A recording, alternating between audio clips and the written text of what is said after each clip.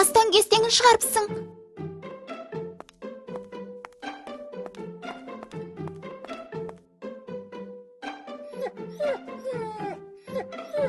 Вики, бұның не?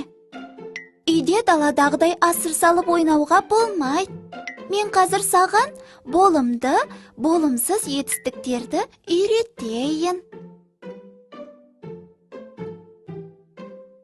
Мен гүлдерді жылмаймын. Тоты құсты қумаймын. Айтқан сөзді тыңдаймын, апашымды сыйлаймын. Осы тақпақтағы етістіктердің қайсысы болымды, қайсысы болымсыз деп ойлайсың?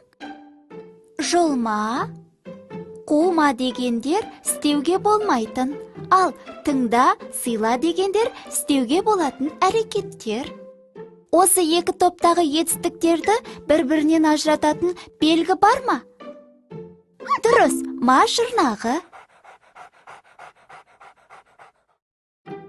Жарайсың, ақылдым.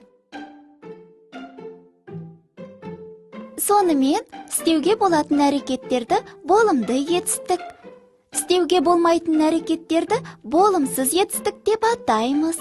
Тыңда, сыйла. Жылма, қума. Болымсыз етістік болымды етістікке маме, бабе, папе жұрнақтары жалғану арқылы жасалады.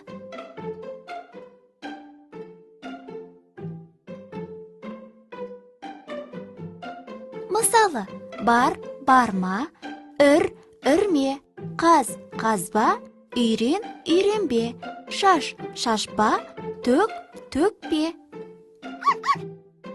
Ақылдым сол, сен бәрін түсіндің ғой. Енді мына бөлмені жинайық. Қайсысын таңдайсың?